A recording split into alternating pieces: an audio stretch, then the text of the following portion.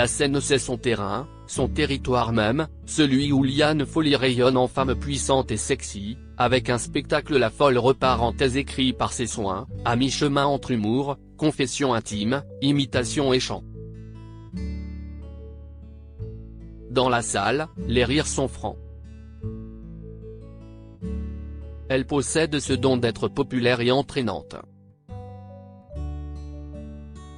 Comme bonifiée à 60 ans. L'interroger c'est sortir, quoi qu'il arrive, de la zone d'indifférence. Gala, dans votre spectacle, vous faites référence aux femmes de votre famille. Quand vous parlez de base solide, vous avez des exemples. Liane Folly, ma mère me disait souvent ne dépends jamais d'un homme, sois libre, ne te fais pas entretenir. C'est vrai que ça a plutôt bien marché, rire, mais elle me disait aussi le prince charmant n'existe pas, c'est dans Walt Disney, il faut être volontaire, courageuse et indépendante. À toi d'apprendre à devenir une princesse charmante. Alors concrètement enfant et ado elle ne me passait rien sur la façon de me tenir, la politesse, le langage. Elle m'incitait à tenir compte de l'image que je renvoyais, à être coquette, avenante, à sentir bon, me maquiller et être aimable pour être aimée et bien dans ma peau. Elle m'invitait à ne jamais jalouser ou envier les autres car nous avons tous droit au bonheur et ces sentiments sont négatifs et sans issue. En gros, selon elle il fallait faire des efforts constants car rien n'arrive facilement. Gala, en 2015, quand vous avez perdu vos parents, vous avez vécu un moment compliqué. L.F, oui, mes parents étaient un socle précieux.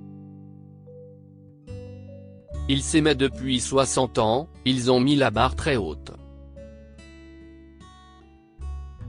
C'était un couple original tour à tour, époux, amants, amis, complices avec des positions avant-gardistes et altruistes soudés par les valeurs du travail, du courage, de la compassion et du rire qui étaient leur ciment. Quand ils sont partis vers d'autres cieux, à 4 mois d'intervalle, ça a été pour moi un immense chagrin. Je perdais mes repères. C'était une étape d'autant plus difficile que nous étions inséparables. Ne plus entendre leur voix, leur rire, leur présence, leur soutien a été insoutenable. J'ai mis 2 ans à réaliser. Et puis avec le temps on se reconstruit. J'ai doucement apprivoisé mon statut d'orpheline. Les deuils sont un déclic pour se recentrer et continuer à approfondir son chemin. La spiritualité m'a beaucoup aidé. Si est pour eux que je continue ma vie, plus apaisée et joyeuse, je continue de les savoir présents, de les ressentir. Je veux qu'ils soient heureux et fiers d'où ils sont. Ils m'ont donné un tel amour que je ne peux les décevoir. Gala, en ce qui vous concerne, vous n'êtes pas passé par le schéma traditionnel de la famille avec des enfants. L.F, non, aujourd'hui je n'ai ni vie à 2, ni enfant. C'est ainsi, je l'assume. Et cela n'empêche pas une vie remplie et épanouie. J'ai eu des rencontres amoureuses assez magiques mais si est du passé puisqu'elles n'ont pas perduré. Je perçois mes souvenirs comme des parfums évaporés. Des instants rangés, oubliés. J'aime vivre au présent. Je suis célibataire depuis 10 ans après une rupture douloureuse. Ce qui ne veut pas dire que je manque d'amour. Il est partout, il ne s'arrête pas au couple. Vivre seul m'a fait un bien fou, alors je remercie mon ex. Il m'a rendu un grand service en me quittant. Il a permis que je me révèle et m'éveille enfin. Depuis je voyage beaucoup, j'ai appris à m'occuper un peu plus de moi. Je ne me disperse plus et je suis libre de toute concession. Pendant le confinement, que j'ai traversé seul, j'ai eu le temps de réfléchir, revoir le film de ma vie avec sa part d'erreurs et de mauvais choix. Quand on était perfectionniste et hyperactif comme moi, se poser est inédit. J'ai aimé ce temps qui m'a permis de dompter mon tempérament de feu méditerranéen, rire, et de prendre conscience du chemin parcouru. Même quand on prend de l'âge, rien n'est acquis, tout reste à faire. C'est un éternel recommencement avec soi-même, ses croyances et ses priorités. Je crois que je suis devenue plus raisonnable, plus mesurée, moins fougueuse. J'ai freiné la machine infernale que je pouvais être, j'ai découvert la patience, alléluia, le calme, le silence. Je vais à l'essentiel. Je m'entoure de nature, de gratitude, de personnes lumineuses qui m'aident à grandir. Liane Folly, son évolution physique gala, vous plaisez beaucoup, on le constate dans une salle notamment. Vous vous définiriez comme séductrice ? Elle. F, disons que je séduis hommes. Et femmes d'ailleurs à l'insu de mon propre gré, rire. Si est dû à mon activité artistique mais je ne suis pas moi-même dans la séduction et je ne l'ai jamais été. Je suis plutôt la bonne copine qui arrange tout le monde. J'ai toujours été davantage une sorte de marieuse qu'une ensorceleuse piqueuse de mecs. C'est pour cela que j'entretiens avec mon public féminin une complicité aussi rare que longue. Gala, et si une histoire d'amour se présentait ? Elle. F, si un homme m'est destiné, on se reconnaîtra ici ou ailleurs et pour l'instant je n'ai reconnu personne, rire. Gala, la meilleure relation que vous ayez eue ce jour, vous diriez que si est-il laquelle ?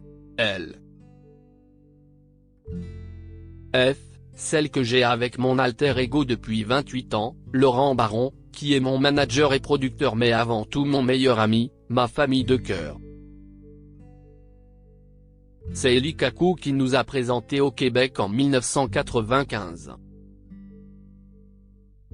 Au départ il a été mon compagnon pendant 6 ans puis nos routes amoureuses se sont séparées mais nous avons continué de travailler ensemble car nous nous aimons d'un amour différent, certes, mais indiscutable. Nous avons grandi et évolué ensemble tout en cultivant un respect et une admiration réciproque. En adepte du tout est possible. Sans ce binôme je ne sais pas si j'aurais continué dans ce milieu difficile et hostile dans lequel j'évolue. Surtout à mon âge, lorsque de nombreuses portes se ferment. Il y a une ségrégation étonnante et violente entre jeunisme et délit de faciès que nous subissons malgré nous. Heureusement il y a aussi des gens formidables sur la longueur, comme Laurent Ruquier ou Michel Drucker. Et d'autres plus rares qui ont toujours été présents et fidèles. Gala, vous parlez d'âge et vous n'hésitez pas sur scène à évoquer, entre autres, la ménopause. L.F, bien sûr, parce que c'est un sujet important pour nous les femmes. Cela engendre des effets hormonaux considérables qui agissent sur le mental, le physique, la sexualité. Et l'on n'y peut rien. D'ailleurs c'est un état qui a peur les trentenaires. Elles en parlent beaucoup plus que ma génération. Nous, on n'a rien vu venir. on avait moins d'informations. Internet a tout changé. En un clic, on sait tout sur tout. Pour moi la ménopause est arrivée assez tôt, vers 45 ans, et j'ai pris un traitement qui s'est avéré catastrophique pour le moral. Plus jeune j'avais eu mes régulières, comme disent les Québécoises avec l'accent, à 11 ans en ayant beaucoup souffert. On se trimballe ça toute une vie douleur et contrainte, et après, c'est pas fini, reblotte avec autre chose, c'est trop cruel. Dans mon show, j'ironise pas mal sur le sujet et puis un jour on est tranquille, les filles, ne désespérez pas parce que dans cette période on a le choix entre deux options, fermeture définitive ou open bar, à vous de choisir, la ménopause peut aussi s'avérer un épanouissement sexuel total, je vous l'assure. Vieillir a du bon. Je soulève aussi le sujet de la chirurgie esthétique parce que moi, 25 ans après, on me parle encore de ma rhinoplastie. Je suis totalement sincère et par rapport à ça. J'avais d'ailleurs donné l'exclusivité à votre magazine Gala pour mon nouveau-né. Mais je n'ai jamais fait aucun lifting alors que certains en sont convaincus. Je fais juste des piqûres d'acide hyaluronique qui s'effacent avec le temps, mais ni botox, ni chirurgie lourde. Je précise ça non pour me justifier mais parce que c'est un tel sujet à polémique toxique que j'ai besoin d'une certaine transparence. Je n'ai pas honte de mes choix, ils sont aussi la femme que je suis et je les assume. Je fais comme je peux, comme tout le monde, pour atteindre un bien-être fortement désiré. Quand j'évoque Madame Brigitte Macron, par exemple, c'est pour défendre un point important sur la différence d'âge en amour. Gala. Si est un point que vous citez dans votre spectacle, et vous convoquez de nombreuses personnalités sur différents sujets, dont Brigitte Macron. Pourquoi L.F, mon show s'inspire de ma vie de femme. Un de mes exercices favoris est l'autodérision. Ce qui fait rire le public, c'est toujours le comique des situations dans lesquelles ils se reconnaissent. Une salle qui rit, c'est une récréation. Je n'imite que des personnages qui me plaisent. Je force des traits et je dis des vérités. Quand j'évoque Madame Brigitte Macron, par exemple, c'est pour défendre un point important sur la différence d'âge en amour. Quand un homme est le plus âgé du couple, on trouve cela normal. Pas l'inverse. Alors je dis en scène, grâce à elle on peut enfin pécho du jeune, on a l'approbation nationale. Je parle à ce moment-là à toutes les femmes, moi comprise. Gala, quelle est la place de l'amitié dans votre vie? Elle est essentielle. Mais je n'ai pas beaucoup de vrais amis. J'ai des potes, des copains, des collègues de paillettes, des connaissances. Je mets un point d'honneur à ne pas tout mélanger.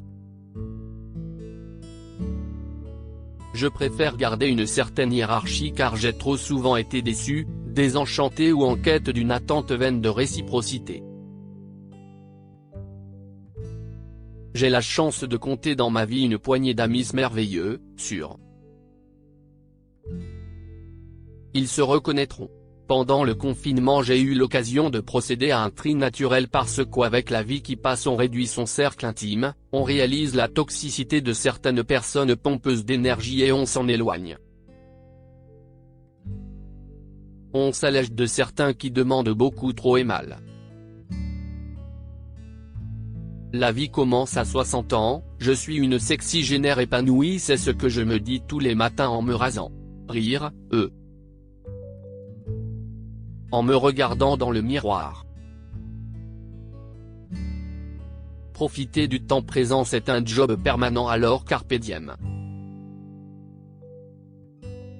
Le nouveau spectacle de Liane, La folle reparenthèse, est le troisième d'une trilogie qui lui permet de partager un instant de divertissement. L'artiste, en tournée à travers la France, confie du 1er au 4 juin: je me réjouis d'être au Théâtre des Variétés, à Paris, qui a appartenu à Jean-Paul Belmondo, que je vénérais pour ses qualités d'homme et d'acteur. Cet article est à lire dans Gala N° 1561, disponible dans les kiosques le jeudi 11 mai 2023. Crédit photo, Benjamin Decoing.